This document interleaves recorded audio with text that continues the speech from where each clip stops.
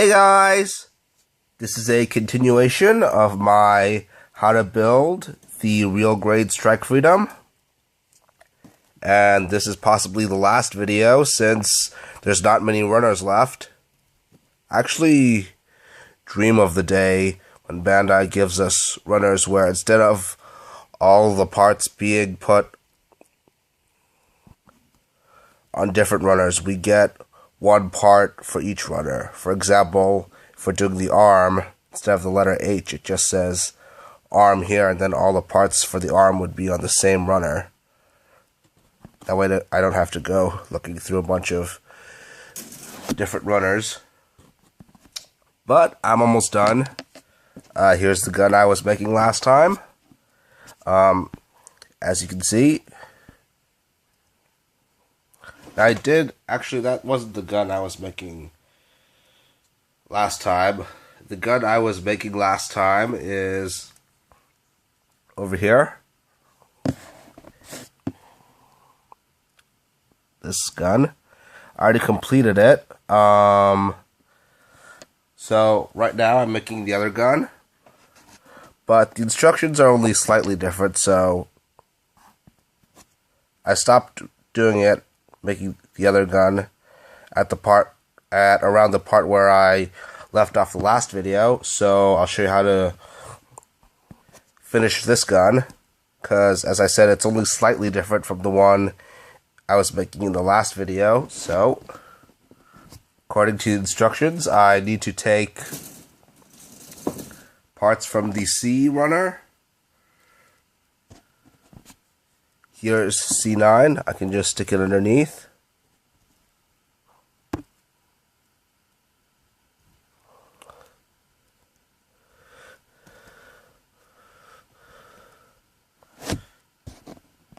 Next, I take C29.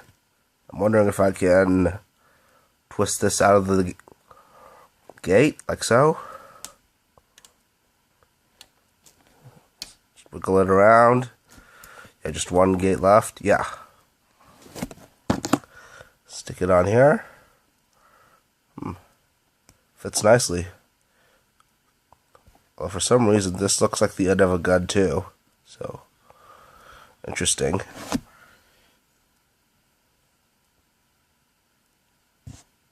Next step is to take D12, which is here. I think this can just be twisted out, so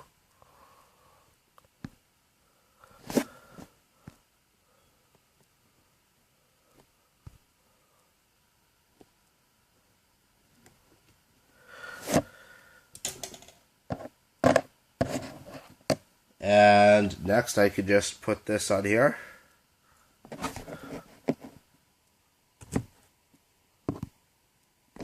Sorry.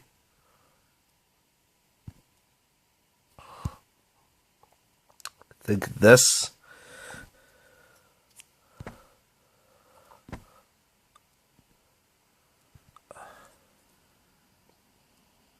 slot goes into this. Hold on. This notch goes into this tab right here.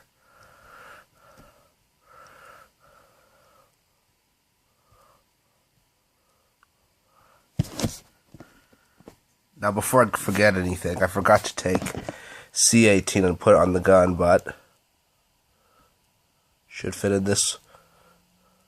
I think it might fit in even now. Yeah, that looks good. Next, I take C11 and D1. C11's right here. Just grab this, twist this out.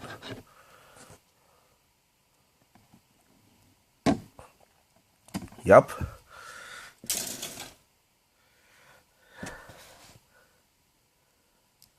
Then put this in here.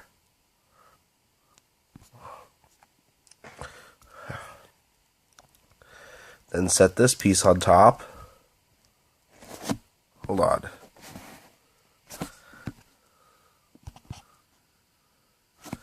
Yeah, focus should be good right now.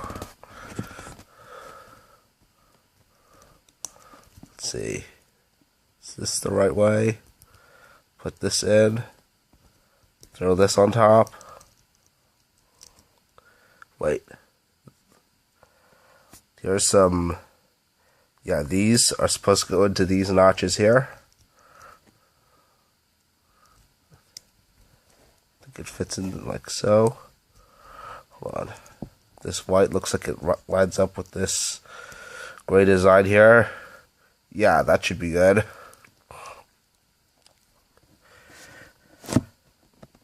Next, I take H4.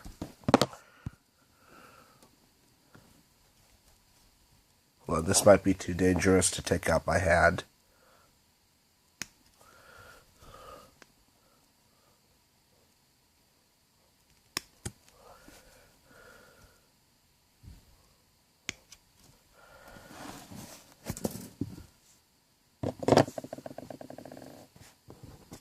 See, there's not any pieces left on the H part except for this piece. This is supposed to be goes around the lower torso, but I already have this piece from the other H runner on there.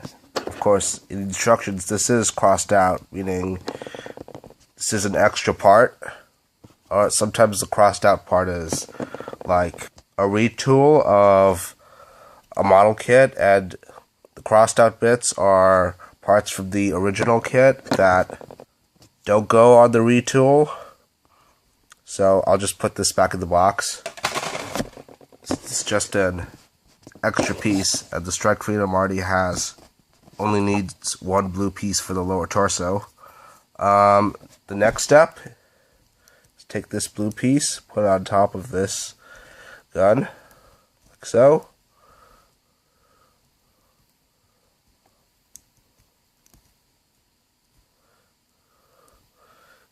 I have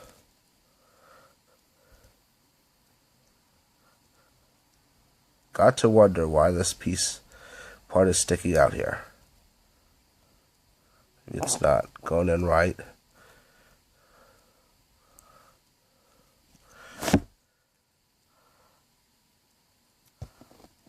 Alright, let's see, next is to take this little piece from the C runner, stick it on the gun. I think this could just be pushed off,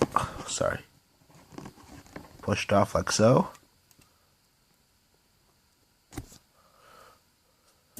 Did it fall? Yeah, it did. Then put this onto the gun. I know with these little pieces it's hard to see how they're put together, but should be easy to do. There you go. Now here's the gun completed. And there doesn't seem to be any more parts on the C runner, so that about does it for the C runner. Should probably throw this away.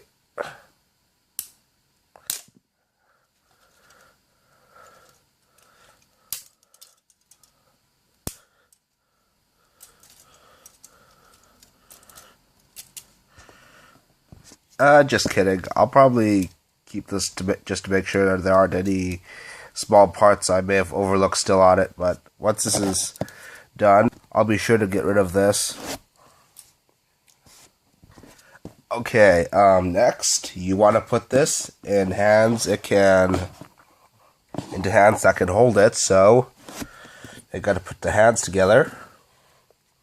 Fortunately, that's what this is. Now, there's only 4 parts on it, and it looks like they're the interchangeable hands for the Strike Freedom, so let's take them out. These look like open hands. They're probably not split into 2 pieces like the hands which hold the guns, so it's just a matter of taking these out.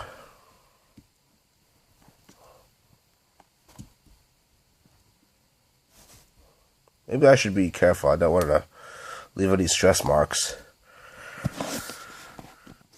Next, you take these. Hold on. Next, you take these hand guards. Now, it does look like it comes with one for each hand, which is good. I think I remember sometime back, I was making a Gundam where it had a couple different interchangeable hands, but only two hand guards. And what I did was take, whenever I switched hands, I take the hand guard off and then put it on the hand that I was going to keep on the figure, but looks like there's one for every hand here, so that's good.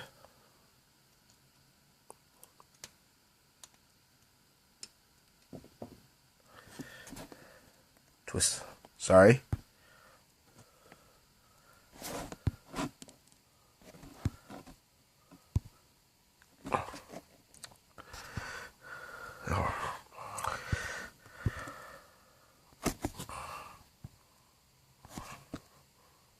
Not sure if camera's focusing right, but what you do next is take the weapon, put in between the pieces of the hand, then put the hand together. Now I don't think you got to put the gun in between first, because of the way the handle is. I don't think you can just slide it in with the hand already put together. So yeah, just sandwich it between those two and put the hands together. Sorry, my mistake. It looks like the gun does slide in, like so.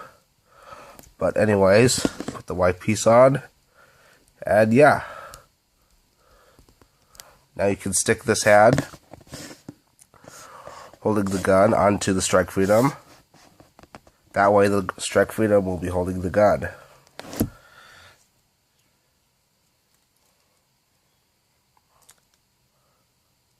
So,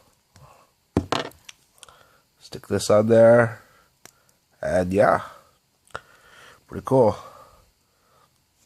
Like I said, the real Great Strike Freedom looks very amazing, very cool, and very impressive. He looks absolutely badass dual wielding these beam rifles. That's odd. Why is this rifle shorter than the other?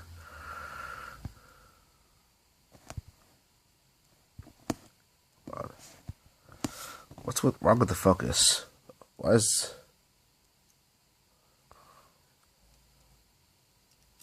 Apparently for some reason I just dropped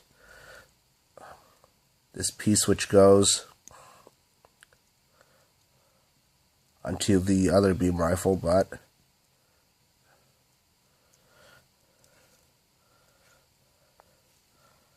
there it is.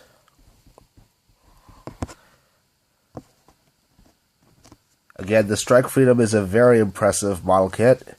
It's very cool to see this suit get put together, and you'll be very happy with the result. Now, I went ahead and sticker up the energy shield before this video. One thing to note is that the stickers go underneath the beam shield rather than above it. Now, I noticed this when I realized the stickers lined up with the bottom rather than the top, but would have been nice if Bandai had given us just a transparent blue shield, but looks like they, for budget reasons or something like that probably, they just gave us a clear shield with blue stickers.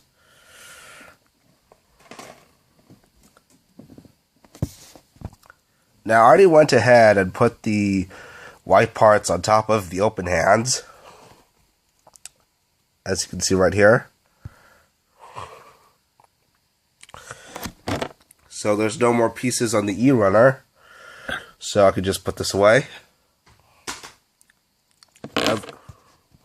Now it seems the only pieces that are left are the pieces of this beam saber. This is probably for the action base. These are 2 more hands. And the only parts here are the guards for those hands. And this piece I forgot to put on the other one of the beam sabers. And yeah, that's about it for the runners. As far as build strike videos go, I'm done. And that's it. Be sure to follow me on Twitter at twitter.com/legendantihero. You can also add me on Facebook at facebook.com/legendantihero. And you can follow me on Instagram. My username there is legendaryantihero.